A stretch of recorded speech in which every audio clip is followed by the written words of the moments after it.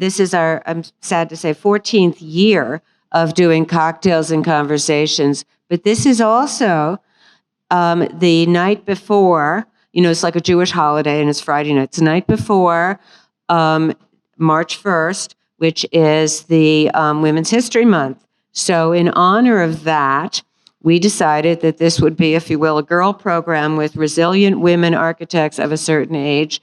When we were in architecture school, they actually, I was in the first class of women at Harvard in more than like one quantity of somebody who, was there. And I remember they couldn't find anyone to teach us. And they finally got Sally Harkness and Joan Goody, who at the time was like in her early 20s. And that was, and you, of course, stayed later, worked longer. And in the beginning, you got paid less and you were kind of the last one standing. And so I'm so proud that we have finally come of age and there are more women in the architecture schools. And in doing that, I know the Women's Committee was also co-chairing tonight, sort of, but I wanted to highlight the fact that this is, our profession's changing. And we're going from doing kitchens and bathrooms and colors to something really more fundamental. And that's really what tonight's about, is like the new women faces of construction and design. It's our token male. Thanks, Abby. Well, I'm the other co-chair of the Architecture Dialogue Committee, and want to welcome you all. William Singer and Dale Cohen, our committee, is here. Riker Huberts of the Global Dialogues Committee is helping to sponsor that, and so thanks for joining us. As Abby mentioned, March is Women's History Month, with the theme of leading the change. And so with the AIA Women's in Architecture Committee, tonight's program is a kickoff to the month, featuring two women from two continents making change happen. Tonight we're pleased to welcome Dikkie Scipio of KAAN Architecten from Rotterdam. Dikkie joined us via Zoom for our Netherlands Now program in last July, and so it's a special delight to have Dikkie here in person. And tonight, we'd also like to recognize Robert Kloos from the Dutch Consulate of New York, who is here with us tonight. He helped sponsor our July program, so thank you very much, Robert. Back to Dikkie. Dikkie's projects include the award-winning renovation and expansion of the Royal Museum of Fine Arts in Antwerp. But it's her eye for materials, the craft of assembly, and recognition of the hands that actually produce the architecture that we enjoy, that distinguishes how she approaches architecture. Dikkie is professor of architecture at the Münster School of Architecture in Germany. And in 2023, was named the International Woman Architect of the Year by Prix de Femme Architecte in France. Dikkie will be joined in conversation with Claire Weisz, founder of WXY. Claire is a great and generous friend of the Center for Architecture, and as they say, needs no introduction. But for the handful of you who don't know Claire and her award-winning work, most recently at Storm King Arts Center, she is also co-founder of the Design Trust for Public Space. Her firm was named Firm of the Year by New York State in 2016. She's also won AIA New York's Medal of Honor, has been honored with the Woman in Architecture Award by Architectural Record, and named one of Fast Company's most creative people in business. And if that isn't enough, Claire is simply a delight to be with. So a great welcome to you both. A brief program note, of course. Next month on March 20th, we've organized a cocktails and conversation in collaboration with the Housing Committee, with Jordan Rogov of DXA Studio, who will be discussing his innovative modular factory-built prototype for disaster relief housing after the 2023 devastating fire in Maui. He'll be joined in conversation with James Russell, who wrote about the project in the New York Times. And of course, our program is never complete without a specialty cocktail in honor of our guest. And we're pleased to once again welcome David Moo and his associate Nate for drinking. Yes, so what we'll be drinking tonight. Please come up.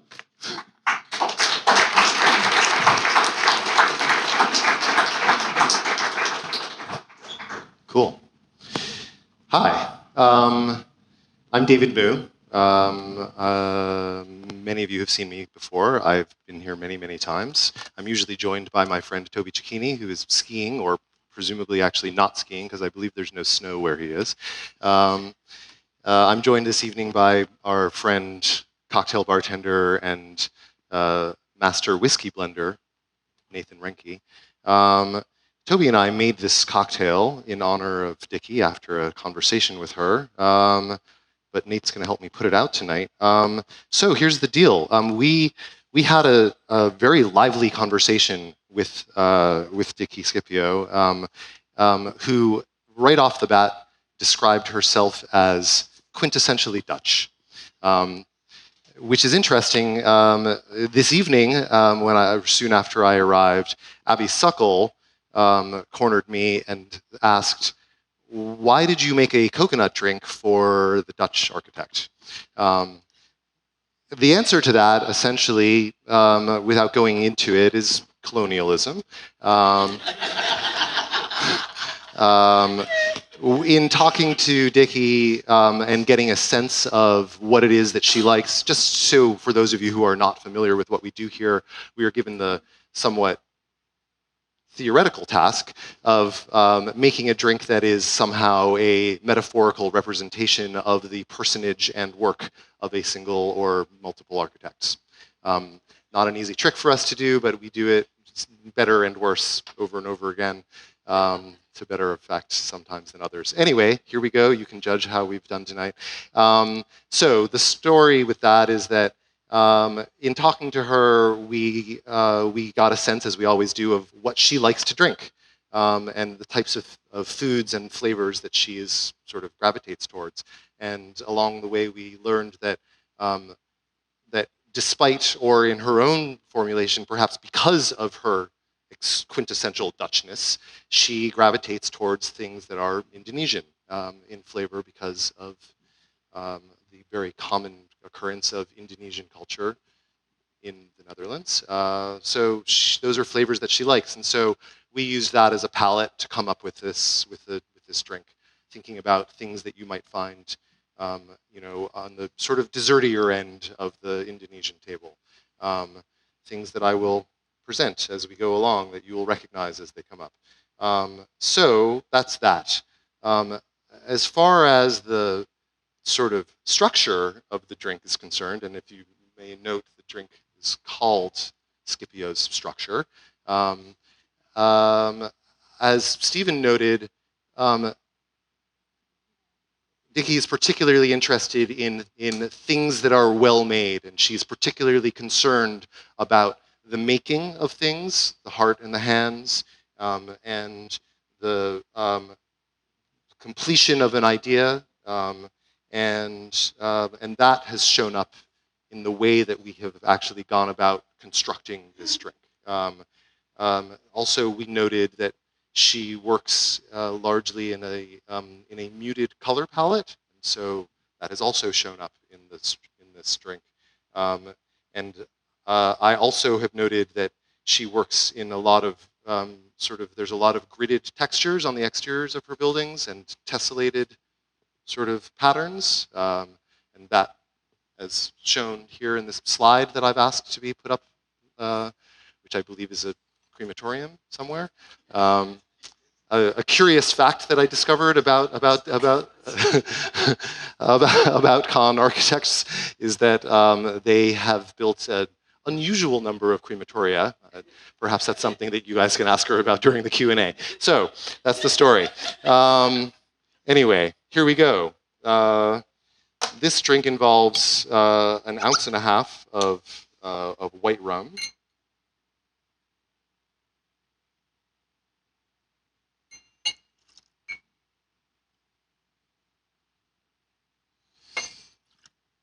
And that is then flavored with, there's this very clever sort of product that this same distillery, which is called Plantaray, it's actually not a distillery, it's a rum producing company that distills and ages rums in various places, and then brings them back to France for bottling, which is where they're based. Anyway, they have this kind of very clever and beautiful recently produced product called Plantaray Cut and Dry, which is their very natural coconut rum, to compete with some of the other coconut rums in the world that I will not name.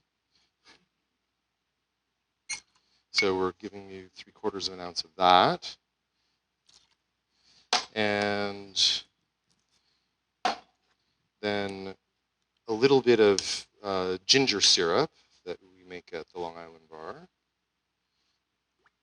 which for those of you who don't know is Toby's bar, where I used to work and where Nate currently works.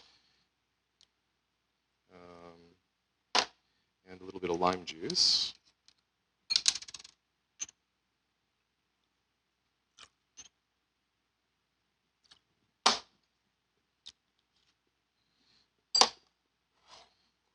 And then in order to liven that up, there's 2 ounces of soda water.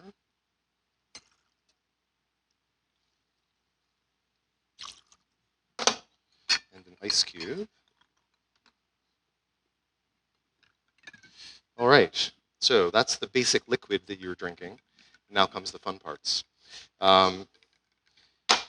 We've put together a foam, which consists of coconut milk that has then been flavored with, indeed, a little bit of lime juice, a little bit of sugar, and a little bit of this stuff, which Toby and I call invernal bitters. For those of you who have very long and detailed memories, you might remember that there was another AIA Architect event many years ago, probably maybe 7 or 8 years ago now, in which we featured a drink with invernal bitters, which was a decoction, a tincture that Toby and I made at the bar using a bunch of different winter spices, hence the name invernal bitters. And it occurred to us that because those bitters contained many of the flavors that that show up on the Indonesian table. There's star anise, there's clove. These are particularly important. There's cinnamon, also particularly important. I believe there's also cardamom in here, which also shows up. So essentially, it occurred to me, I was like, those bitters that we made some years ago that we have several ounces left of, let's use those. So we put those together with a little bit of lime juice, a little bit of sugar, and created a foam by using a whipped cream canister, which perhaps many of you will remember from college. And for those of you who know, and for those of you who don't, you can ask later. And we're going to cover that with a little bit of foam, each of these drinks.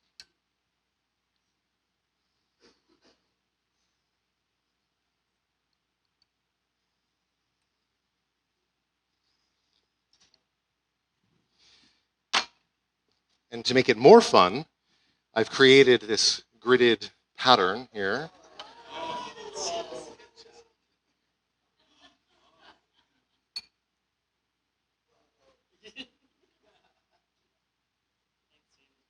Of course.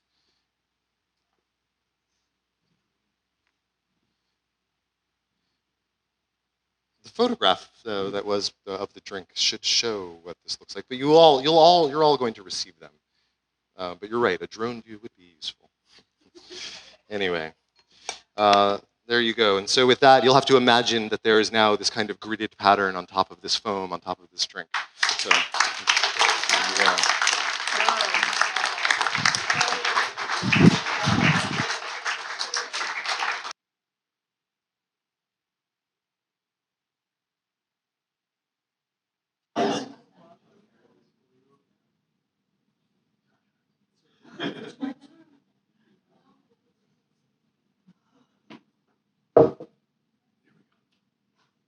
Okay, thank you so much. It was wonderful.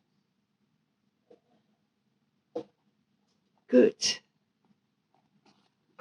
Yeah. You humanity of materials. Yeah, we architects, we speak about an illustrated narrative, right? Sometimes we tell a little bit about our clients, and then we show our pretty pictures. And today I will try to do it a little different. Because I'm intrigued by the endless complexity of our building process. And I'm fascinated by the materials and details we can build with. I hope to share my love and respect for the hands that make our work, as I think that without understanding the hands, we cannot build architecture. I like to remember that what we build can only exist by the craftsmanship, new and old, of many. So that's why I'll take you into the raw and dirt of 3 of our projects before they become polished architecture, but not before we start with something pretty. So to go along with the delightful cocktail, I bring you some appetizers by the Belgian Michelin star chef Mathieu Baudard. So first we have the aubergine parmigiano, inspired by the big son of the neo-avant-gardist Otto Pien. And secondly, I bring you a velouté Agnès Sorel, inspired by the world-famous Madonna of Jean Fouquet. Well, Mathieu Baudard was an artist in residence in the Royal Museum of Fine Arts in Antwerp, Belgium. And the Royal Museum of Fine Arts is one of the first museums built in the 19th century with the typology of a public building. So it needed a renovation and extension. So what we decided to do is to insert in the 4 patios a complete new building, a complete new museum, while in the rest of the museum, the 19th century building, we just declutter and bring back the old architectural roots. So we have 4 patios now. And I see you thinking, because most of you are architects, so how, if you build in 4 patios, you can go from one patio into the other? Well, that was a trick. So in the center of the building, we find the Rubens and Van Dyck Hall.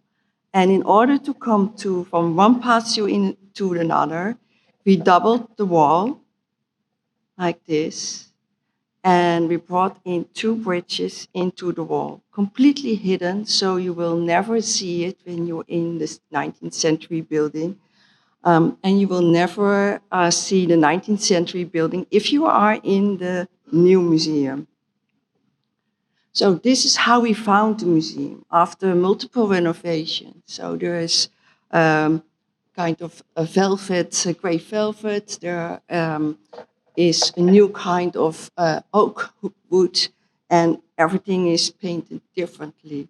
So in order to make the double wall, we first broke away all fabric, and we found a new door in the center.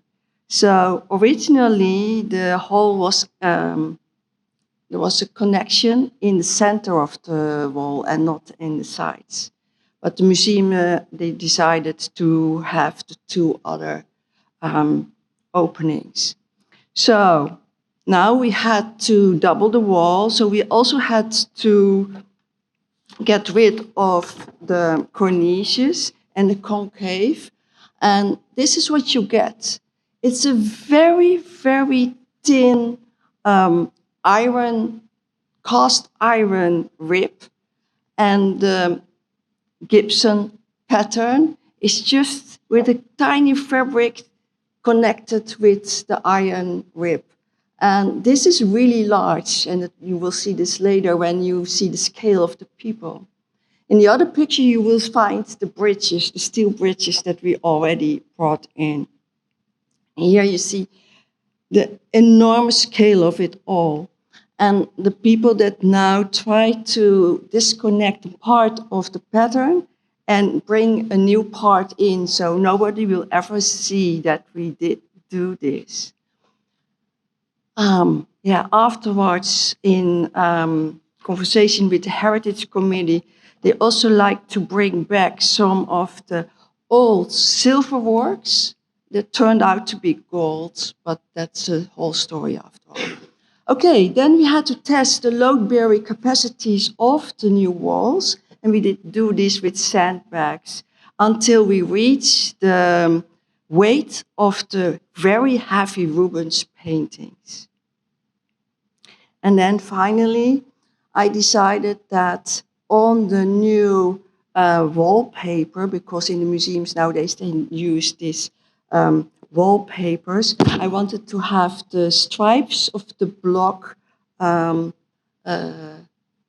coating. And of course, it's really high. So they decided to take 4 people, 4 painters, that on top of each other took the stripes down in order to make the verticality of the old patterns of the walls.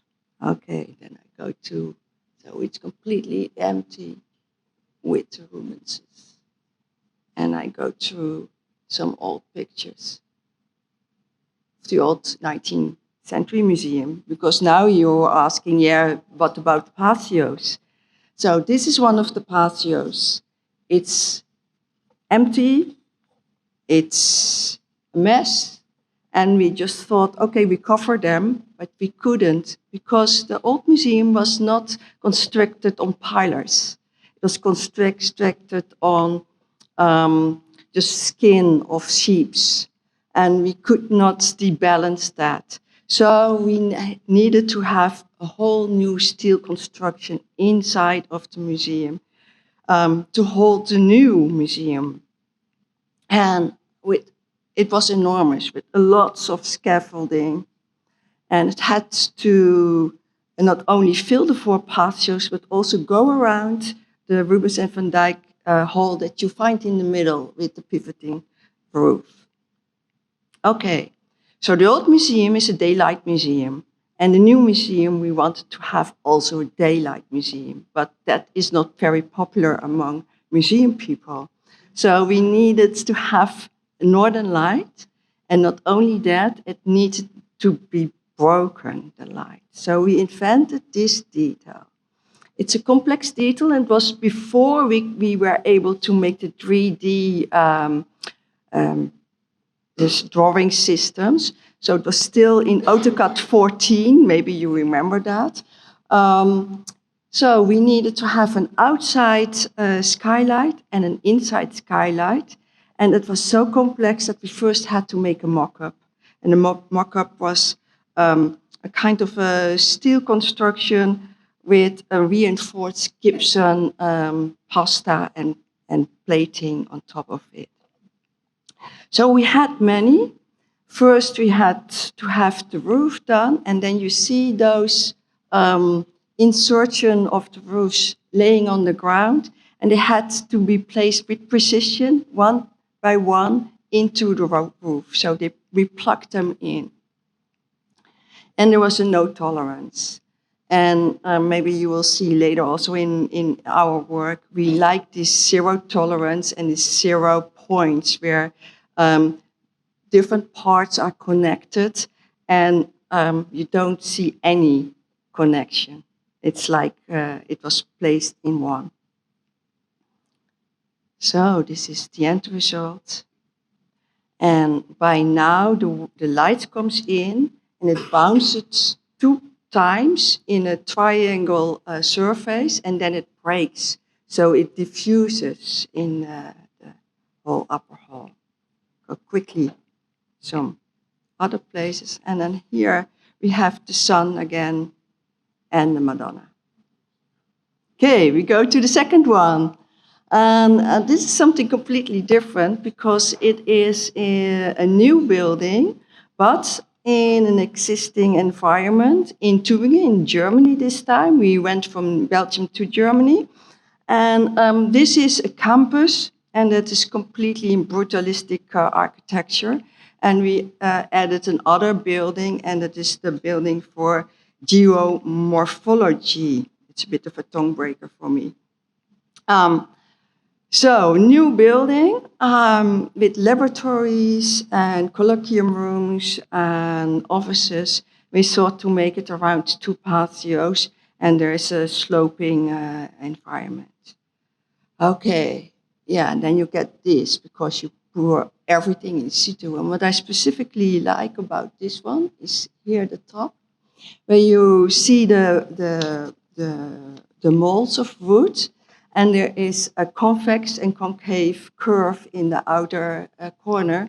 And we had to make all this in situ, but the quality, it was very difficult to get the quality because it was a complete mess on the building site.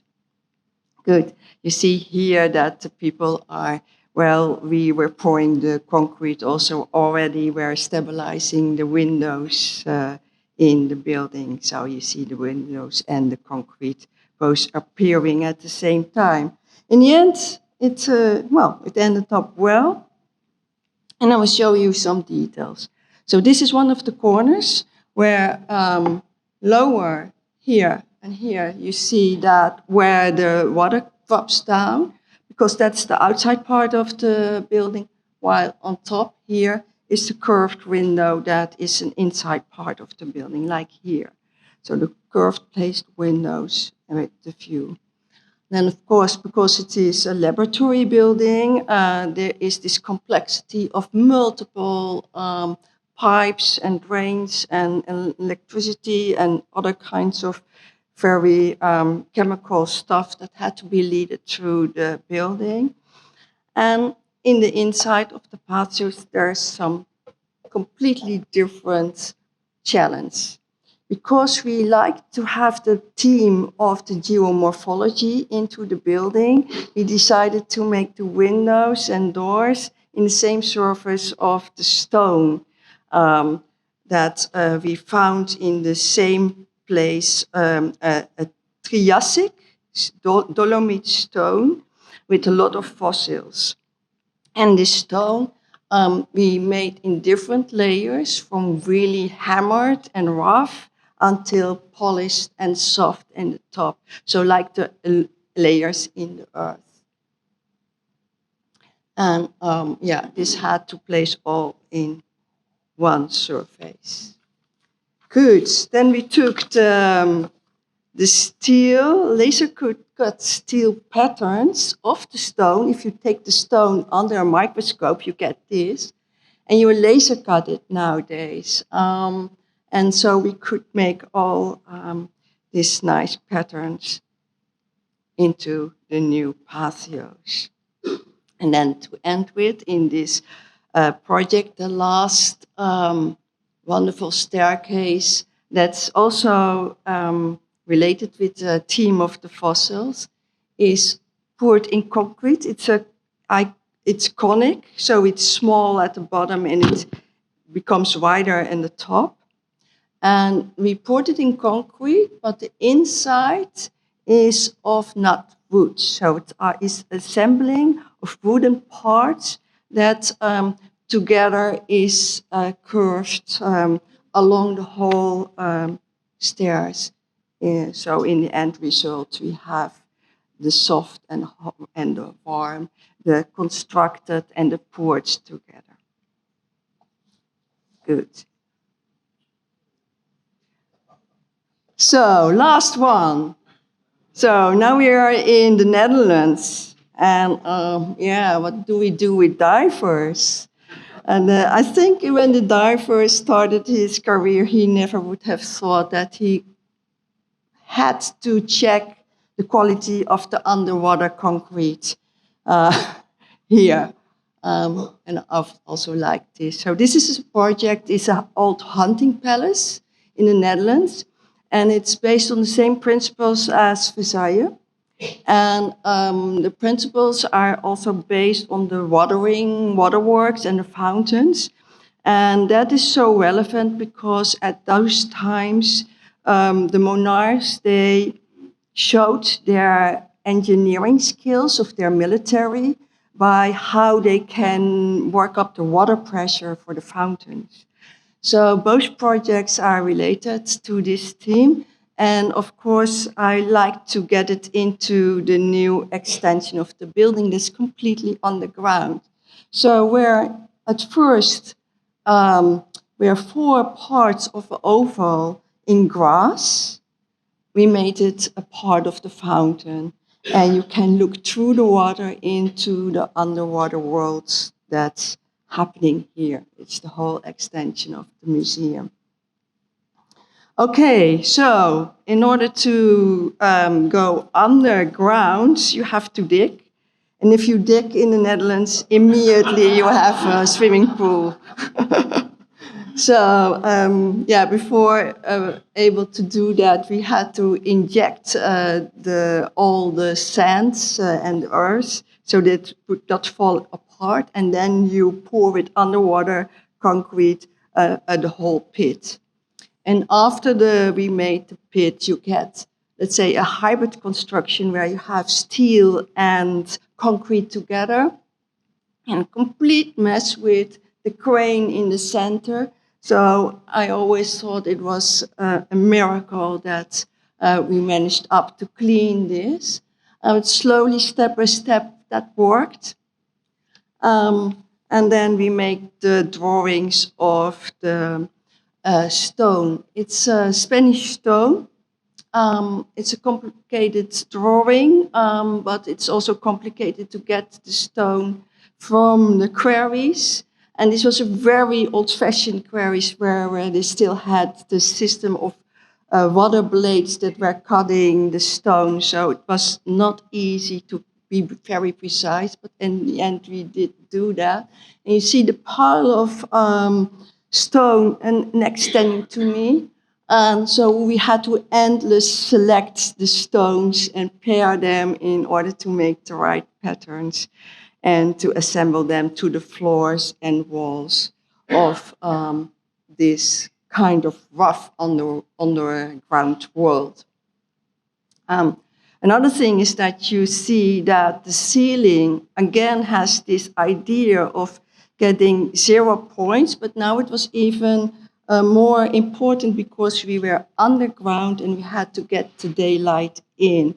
I'm always very proud if I can find a craftsman that can do this detailing and come to the 0 points until we ended up in having this clean room. So 2 more things. One is the doors with the blades. It's a pattern belonging to the House of Orange, what's our royal house. And this is a CNC cut pattern with a double curve. And so it's a very new technique for old craftsmanship. And it took a while before we get this under control, but we were managed to do this. It worked fine in the total composition. Then last, the connection with the palace, so the underworld with the palace.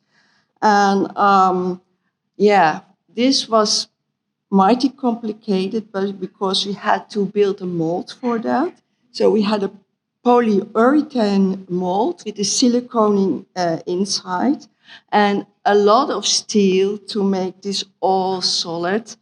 So on the outside, we could make the stairs and the platform, and the inside, we could make the connection with the museum. So it's, let's say, a cupola and a double fold together into the new world of the museum. So this is the end result. So in an era of AI-generated pictures, I like to remember that the title of architect means master builder. And that's what I like to share with you.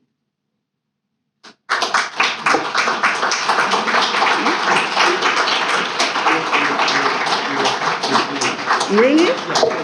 Oh, okay, good. We have a treat. So, because, and how do we do this? Can we, technique?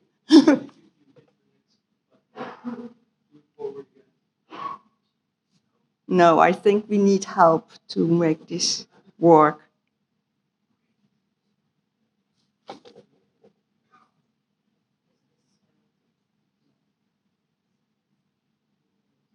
So I showed this once before, but it kind of summarizes the attitude that we have with materials and how you work together with the craftsmen to make the projects. And this is about an old project of ours. It's the embassy, the Dutch embassy in Maputo in Mozambique. Yeah? Good. It starts. Oh, this is it's the next one. This one we have seen already. Oh, okay. So when you entered, you have seen this one. This is the elevator in the Museum of Royal Museum of Fine Arts, and it connects, let's say, the new museum and the old museum, because there the art has to go in. And well, being in the elevator, we could see how people were cleaning and being ready in one floor while other floors were still under construction. Yeah, and we thought it was nice to have this as an introduction. And if you stare at it long enough, you get kind of, together with the cocktail, I think you will have a fun time. Okay.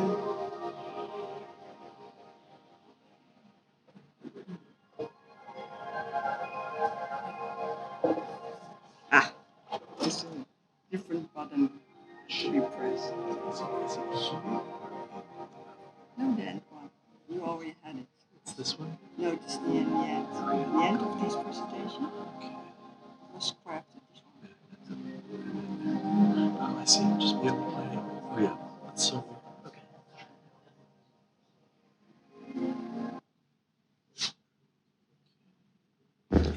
Yeah. Yeah, that's perfect. Yeah, of course.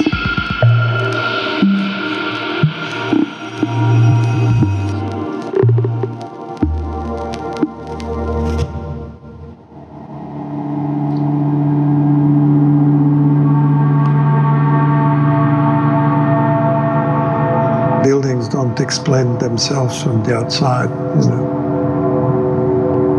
Form comes out of the logic of the material. Creating is a very sort of ambitious word for what we do. We just make things, you know.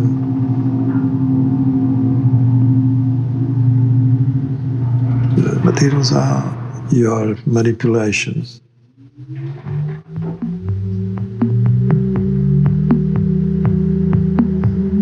There's a dimension in architecture that's very important. The dimension of the humanity of materials itself. They make your building more warm to human feelings. Well, I describe it as the most essential of considerations. The humanity of the urban space. You feel that something is not right. And maybe you need to employ more people, not less people.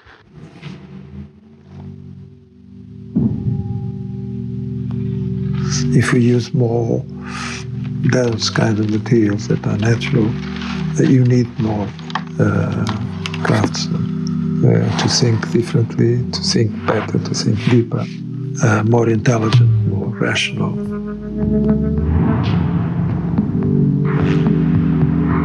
One should always try to make things that are so much in tune with your day and age that they will resist the passing of time.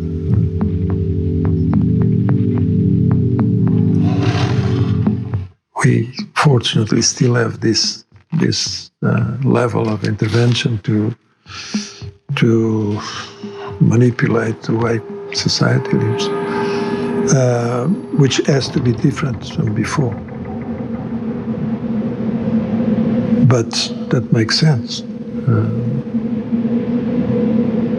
There's no time.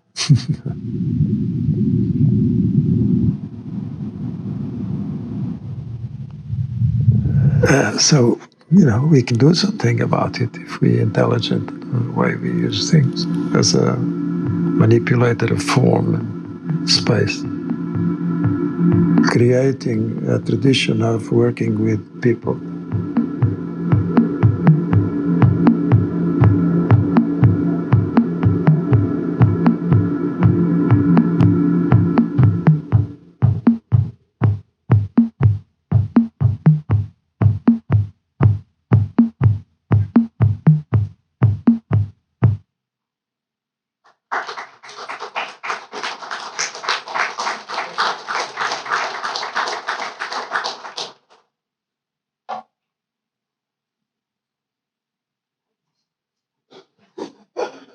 That's so great. David, apparently Dikkie does like the cocktail. Yeah, sure. Well, our minds are blown here, Dikkie. Like, seriously, how carefully you construct not only your projects, but your practice, which we can really see in the film, right? And the fact that you were, willing to come talk to us and do this presentation, as a trip to New York is super exciting, especially, as you say, at a moment in time where all of us feel like we have to convince everyone around us about how beautiful and powerful architecture is. So we have to applaud. Thank you. Now we're going to have some fun because this drink is extremely strong. And it is. If anyone's been drinking it, they know we can say anything at this point. Okay. So I'm going to pitch some questions, but really, hopefully this will be a dialogue. And if all of you are desperate out there, you can stand up too. But first of all, we had a chance to walk around the streets of New York. And many people in New York, think that New York is completely influenced by its origins as a Dutch city. And you're based in Rotterdam, and we look at work in Belgium, and we look at work in, in the rural and the hunting lodge in Germany, and really the film from Maputo. And so, how has Rotterdam influenced you? Do you think? Oh, well, Rotterdam is a harbor, right? And in these harbors, there's something really strange with scale, because really large boats, they come in, and also smaller boats, and they come out again. And people are a bit used to the fact that they have this mixture of scales. So they're not upset if the neighbor suddenly is 10 times as large or higher. I think this is my theory. It's not proven, but I think that is it. So the constant moving of perspectives and horizons. That's such a great theory. I wonder if it could influence harbor cities around the world. It should. Yeah. Like, in a lot of ways that we, New York is on a waterfront. If we could actually, all of us, talk more to people about, when we see a cruise ship come in Red Hook and actually past Javits, right? Those giant those giant cruise ships. I know exactly what you're talking about. because all of a sudden there's a city floating by. They're enormous. They're huge. Yeah. I was once considering to do a cruise ship with my students, but then I did do the math, and I thought, no, we cannot do this. It's way too large. Too big a project. It's- So, yeah. the other, now that you mentioned your students, can I talk? Can we Yeah. talk a little bit about? You can be influenced by cities, obviously life, your own life experience, but you continue to teach. Yeah. In addition to having a rather large and successful multi-city practice, I think almost 200 people, if not more than 200 people. A little bit less. A little but- bit less. You also lead a school in a different city than you practice in. Yeah. So can you kind of let us into your secret about why you do both? A different country. Well, it's also the different EU, so country. a little bit easier. Well, you know, it's Europe. in the US, it's 3.5 to 4 hours drive, so you can do it in one day. Yeah, students. I think there are two reasons why I agreed to do it, and that was because they made me do it. They said, okay, you are the proof, because it's Europe. Huh? There are not many female architects leading a firm. So they told me, you are the proof that it can be done, so you should be there. Otherwise, our ladies, the young students, will not believe that it can be done. So okay, and I said no. And then in my office, the lady said, yes, you have to. And then I did do this. But for myself, I think it's really, really necessary, let's say, that you stay connected with the young generations. And it's really changed how their attitude is towards architecture. And the other thing is that it helps me to redefine and be precise in what architecture really is about, because I have to know and to, order it myself. Otherwise, I cannot teach. So I do it with enormous pleasure, and yeah, it was even better than I thought. Yeah, and you take all the new, let's say, hypes, fashions, ideas of young architects, and that can go really, really quick. Okay, you have to describe. You told me the first year curriculum at your school. You Mhm. have to describe it. Oh, really? So good, yeah. Okay, good.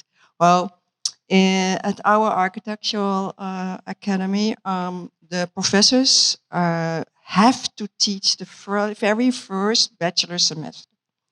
That's a kind of tradition. So I invented a program where I do door, window, facade, roof, floor plan. So first they research all the aspects of a door in fashion, in arts, in movies, technical, in nature, in all kinds of other architecture, religious architecture, domestic architecture, all kinds of stuff. After having done this, they have a little cube and you have to design their door. And we do this also with the window and stuff. And then if they're ready, then they know a little bit more about architecture. And then I've got this chess play. So then they have to make 2 teams. And so they have to have, let's say, a common team, because they are together in one field, and they are forming a district. So they're making the chess pieces as buildings, and each chess piece has to have the door, window, roof, etc. What we just learned, and they also have to get the theme of the piece into their architecture, and they have to relate to the others. So they've now the challenge that they have to belong with each other in one district. They have to pair. They have to be a twin piece, or I call it siblings. So the pawns are the siblings. And if you play the game, you have to relate to the other architecture, but you can also not be mistaken for the wrong piece in the wrong team.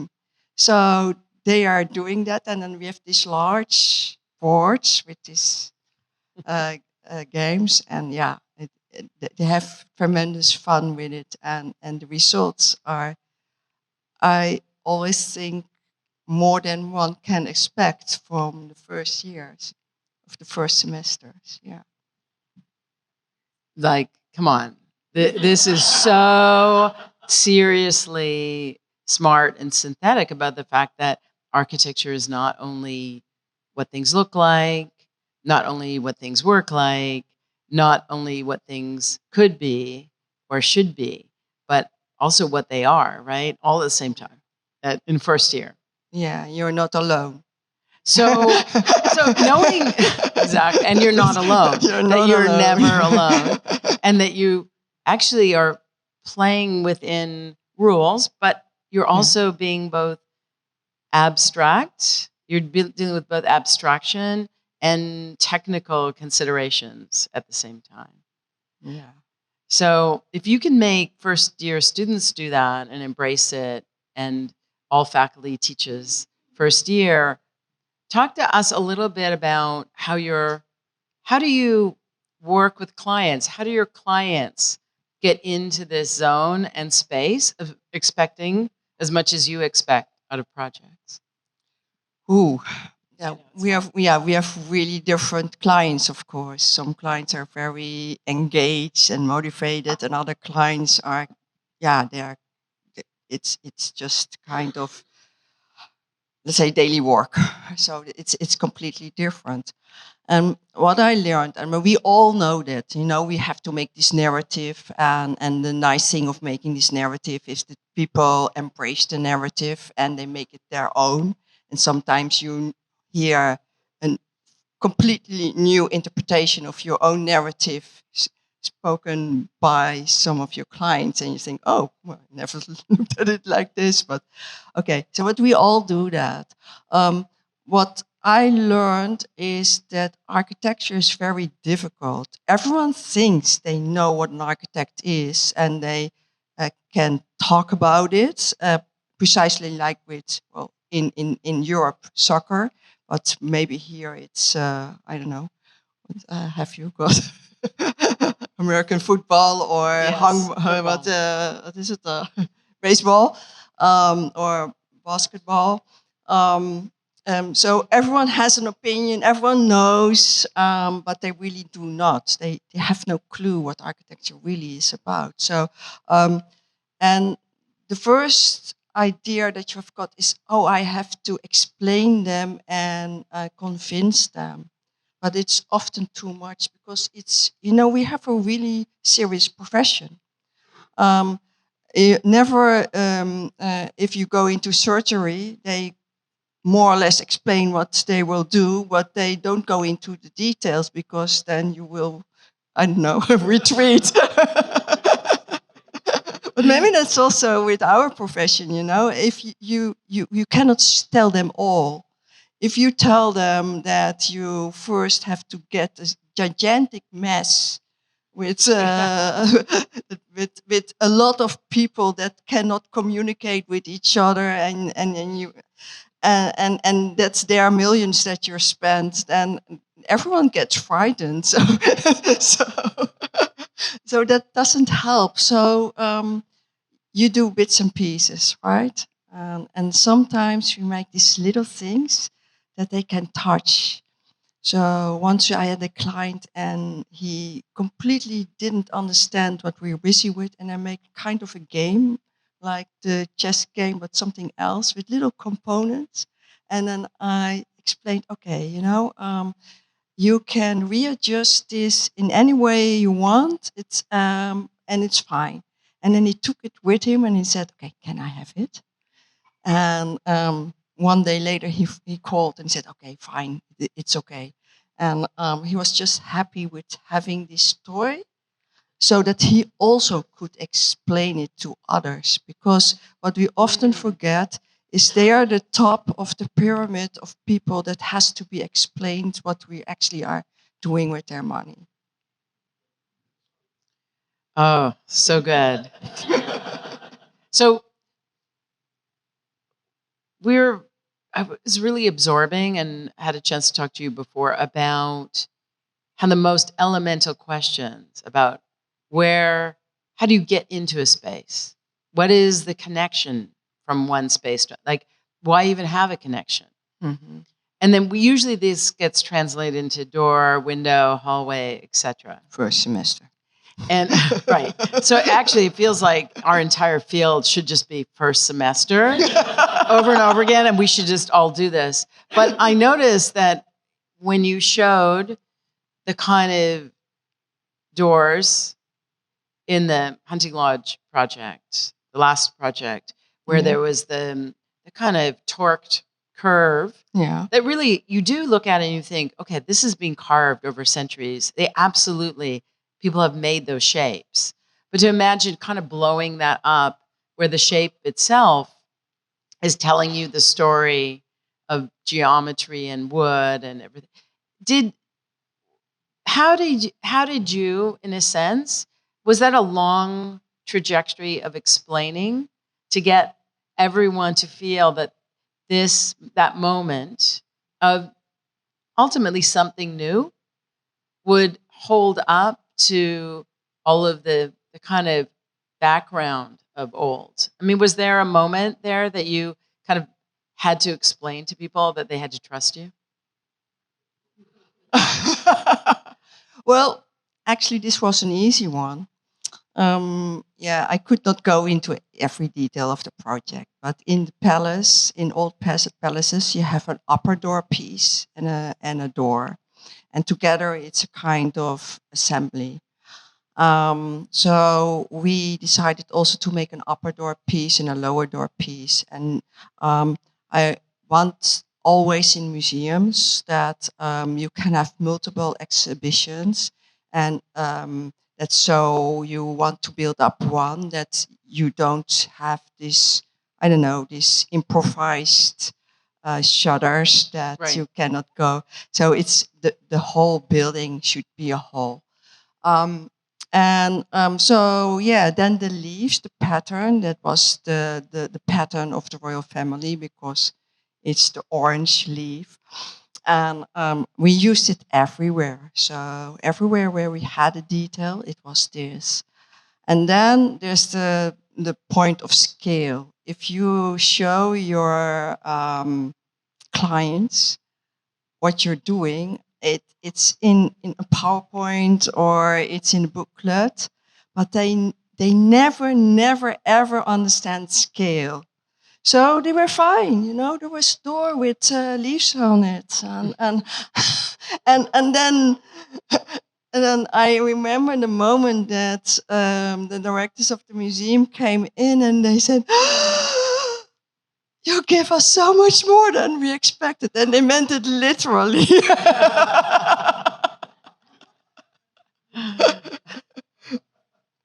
I actually can believe that.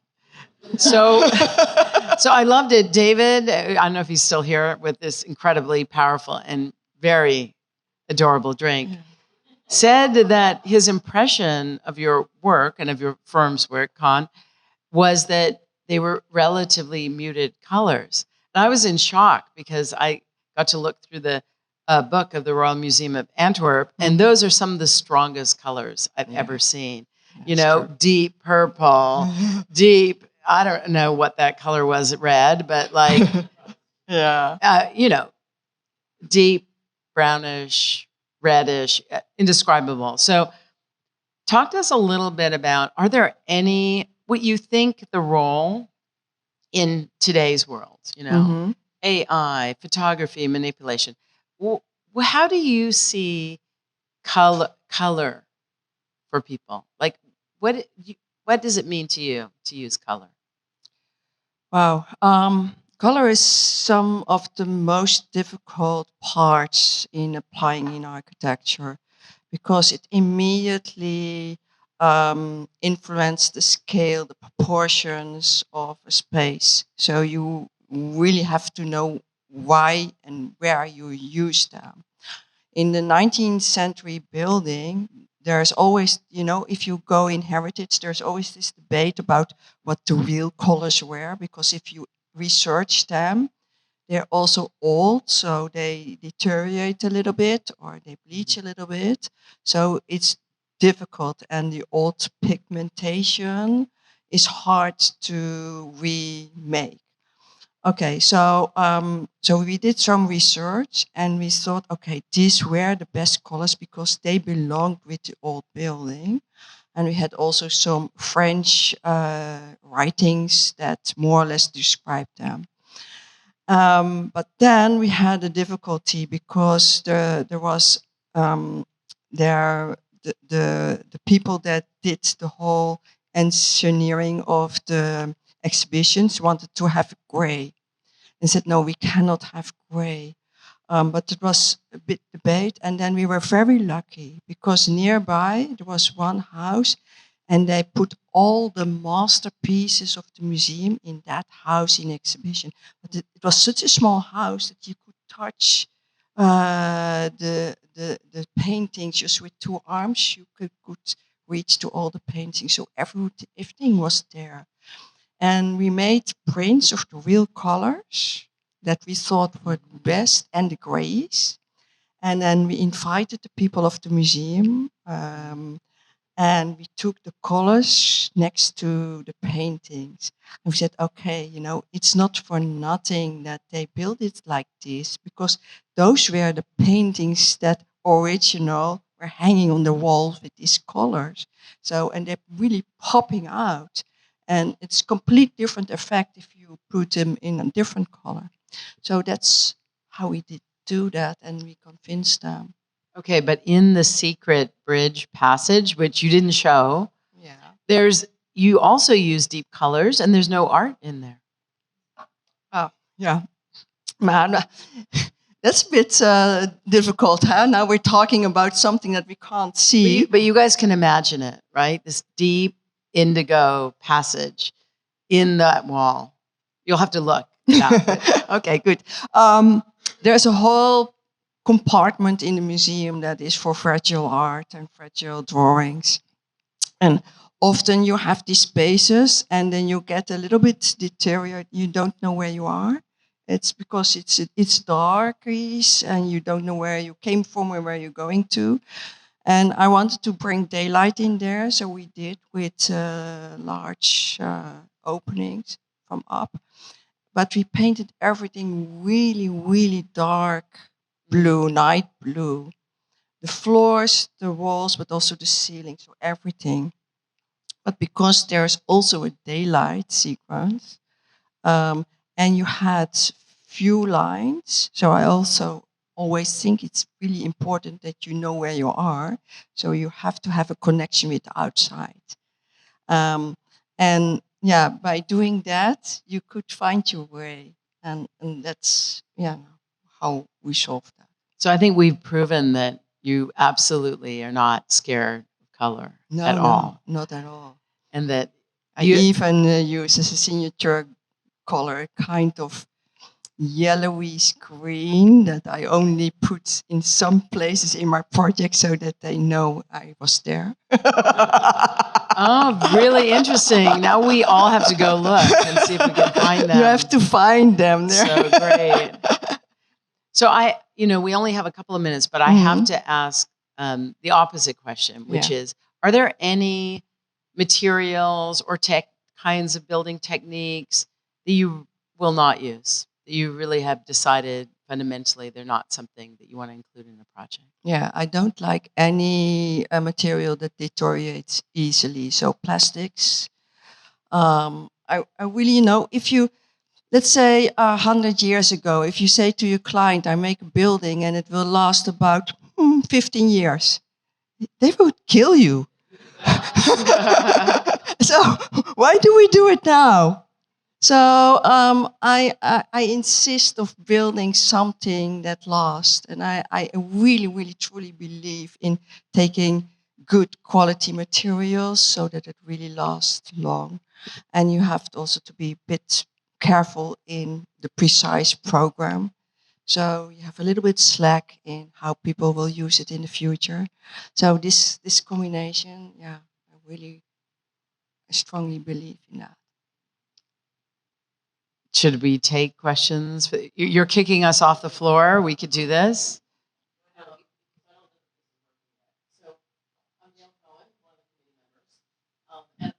Live in Holland. My first architecture internship, I was 19 and I lived in Delft and worked for a professor at the TH. I then spent the subsequent 6 years of my life in and out of Holland, worked for for male architects. So one of the big things for me, getting to meet you and seeing your work last summer through the project that Abby and Stephen did, is that women were not really a thing in architecture when I lived there. Mm-hmm. In all of Europe, I lived in France and Holland, and as I spoke to Dikkie about, all of my female architecture friends who I knew from the TH in Delft, because I also went to school there sometimes, and I was there from the time I was 19 till I was 25. 0 women became architects. They were at school, but it wasn't really a thing. And one of the reasons I went back to the States to go to grad school was because the thought of being a female architect in Europe was just not a thing. And so it's really inspiring to see your work, not just because you're a woman, but just I think the way that you approach architecture.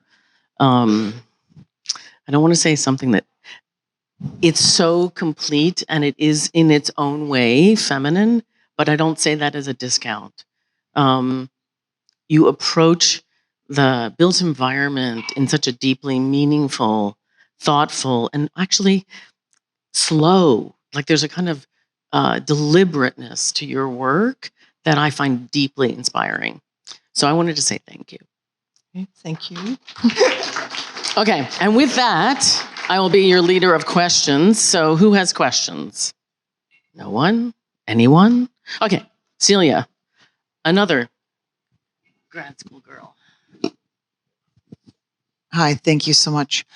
I'm stunned by the presentation and the way that you described your work, and the way that you kind of lingered on process and evolution of material in a construction site, and kind of when we got to the final product, you kind of let it go very gently, and there's an intuitive beauty about your work.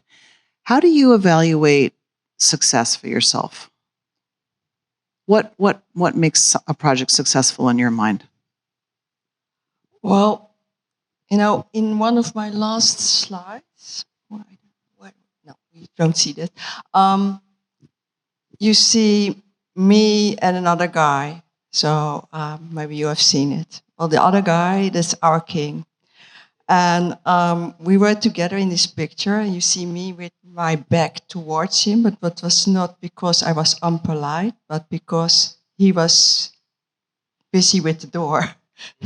I was trying to explain something of the bigger plan and he was just touching the door. He really liked that. Whether it's the king or anyone else, if people like where they are, they really love a building, and they don't really have to understand it. They don't really have to know what's all behind it. But if they embrace it, like to maintain it and bring it further in life, then I'm really, really happy. And always trying to get the architecture from the playing only floor plan, because that's what is often done. You have functionalities in a floor plan and then you place a facade around it. And I try to get rid of that. So work with spaces, with dimensions, with architectural roots, with how you experience a building, even if you don't know. And you really like that, with all your senses. So touching, I tell my students, yeah, you can also lick the building. Just tell me what material it is. So we are not used anymore to be aware of our senses. And I think, yeah, that's a big thing to relive, to smell again what's oiled wood, for instance. That is, for me, it's a delight. Does this cover your question? I was Or- actually hoping you would say that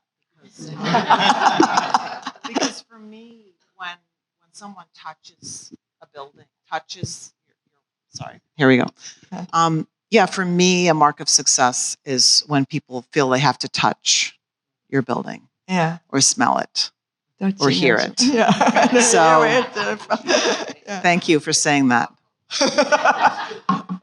Yeah, well, but that's pretty fabulous. That kind of builds off the question I have. So hands, making, sensuality, the materiality. Talk a little bit about the film and the making, because it is so different, right, to show hands than show a face. And there's anonymity to it, but it's so personal. Like, could you just talk a little bit about kind of what inspired making the film in the way you did? well, each project I do a lot of research. I try really to understand where are we, what's the history about it, what's the history about the clients, about the business or whatever practice. Like in the German project, it's geomorphology, but it's also, that's part digging into the earth. So then do the research, what actually kind of earth layers have we got there? So this research, well, I think it's tremendous fun. So it's so lovely that we can be inspired by art, by music, by everything that can be remotely connected with the project. And that's what I do. So there's not one thing, it's not that I always do one thing. I always do the research. And I don't believe a good design falls from heaven into your lap. I truly don't understand people think this. Well, we wait for inspiration. Yeah, well, I think we have a serious profession, and you really have to do your work. And well, this is what I love to do. So it's not so difficult.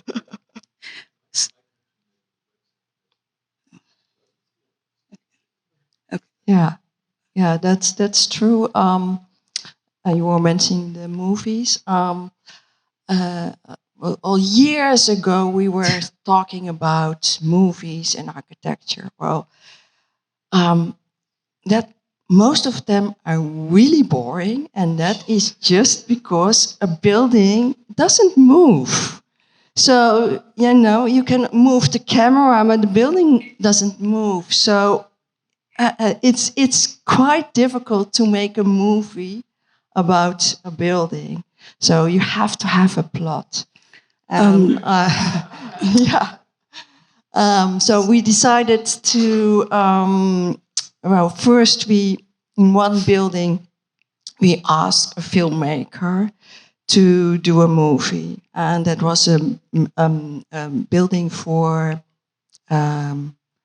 education. And he made this whole playfield with the young people, that not only go into their education, but also for the first time we're independent. This whole tension between the sexes, and it was all in this building. And that worked out fine. So it was not about the building anymore. It was about this plot, and the building was kind of the background that made the plot possible. And from there, we had this program. It's called Minutes, and you can find it in our website. So we ask young filmmakers, hey, have you got a good idea for this building? And we give a lot of freedom. And yeah, we give them a budget, we give them a kind of time set, and we ask, do something with this building. So interestingly, speaking about building, I'm going to have a little bit of a twist here.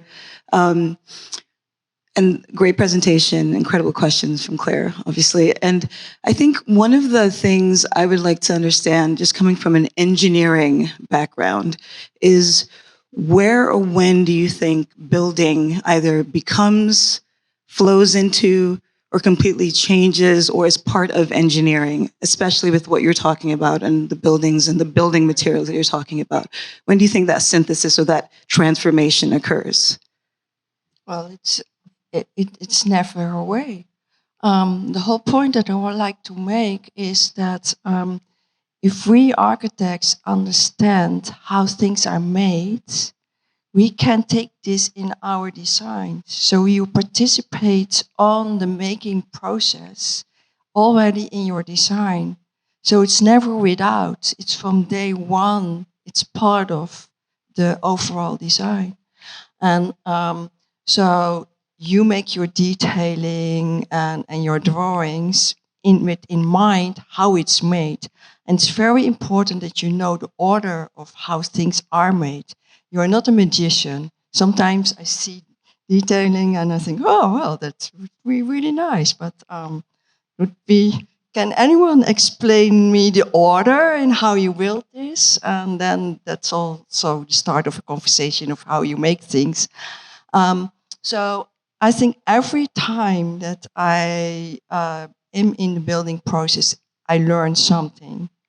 And then one is, so the wiring for an electric system in a security door, for instance, that you have to pour it through all the extruded parts of your aluminium frame.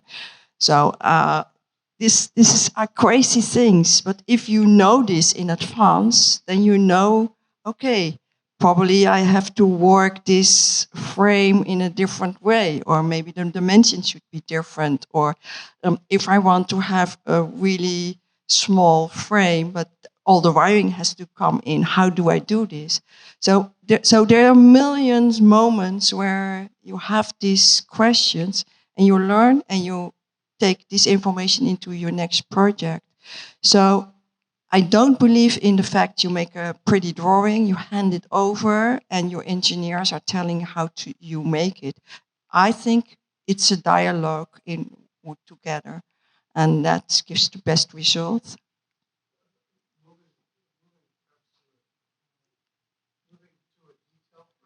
Yeah. Yeah. Yeah.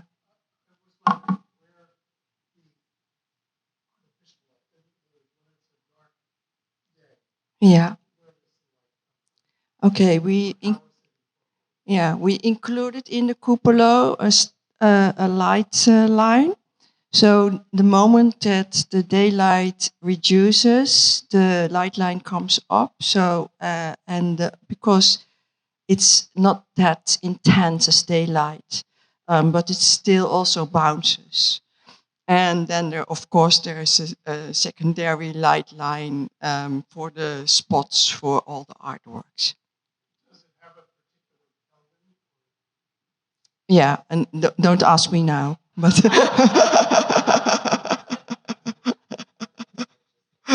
yeah, of course.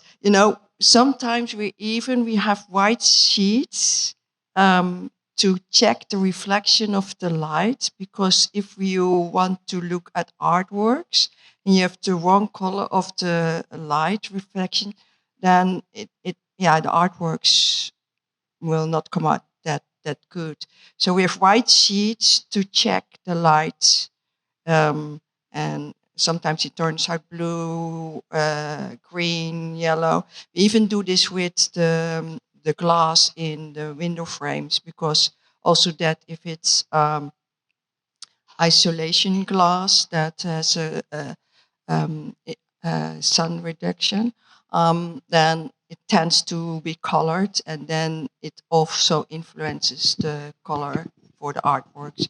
So we push that back again. So this kind of, if you know that it's coming, then you know, hey, okay, you have this qualification for the glass, but yeah, if you're coming up with a green glass, I have to send it back because it doesn't work in this project. You understand? This kind of course, it's a lot of experience, but it really helps. And if you in advance tell the people, hey, we cannot have color, so be aware because I will send it back. Well, it saves so much time and so much money and so much awful meetings and the debates with, I don't know, everyone. So I have quite a technical question about the Royal Academy of Arts. When you inserted the bridge, you moved a wall. Did you move both walls or did you move just one wall? And regardless of the wall or walls that you moved, you changed the proportions of those galleries. And those galleries, I suspect, were designed on classical proportion systems. Was there a discourse with the curators and the director of the museum about essentially a radical insertion into this space? It's for a museum, that's very careful. Yeah, I completely understand. So we had a large women's hall and a Van Dyck hall next to it. There was only one wall in between with one central opening. Two openings. And then we placed another wall next to it into the Van Dyck hall, not into the Rubens hall. And before doing that, we measured it, calculated it in all kinds of ways. There was no golden rule. There was absolutely nothing in the secondary hall. In the first hall there was, in the secondary hall not. And then you always have to debate. Lots of architects want to show that and also a lot of people of the heritage background, they want you to show what you have done. So there's a new layer. And I deliberately didn't want to do that because then you're distracted by the building, like, I did something here. And it was not about me, it was about the paintings. So we figured out what the pattern was, and there was a repetition in that, so we could get out one layer and moved it backwards so that we could have the whole concave as one again. And nobody ever questioned it because, there's nothing to question. Some people would say, oh, this is a rather large opening we have to pass. But I would say 80% of the people don't notice it at all. They even, if they pass the bridges inside of the wall, they even don't understand they are where they are. So, one wall added. Yes, exactly. Yes. Yeah. Otherwise, I would, also have problems to do that. Claire? Well, I think we have another definition of success. What I'm really inspired by is that with every answer and with every kind of discussion, I feel like we're getting new definitions about kind of what makes a successful architectural experience, piece of architecture, but also why architecture is so important. So I want to thank you all. I want to thank the committee. You get to do all the final thank yous, but Dikkie, Yes. amazing. Thank you, Claire. Okay, quick. I want to say thank you to both my classmate Claire Weisz and to Dikkie. So 2 points of information. March 10th, ADFF and the Women in Architecture Committee is screening a film called The Space Architect, which is also about another classmate of mine from Yale, Constance Adams, who passed away 8 years ago.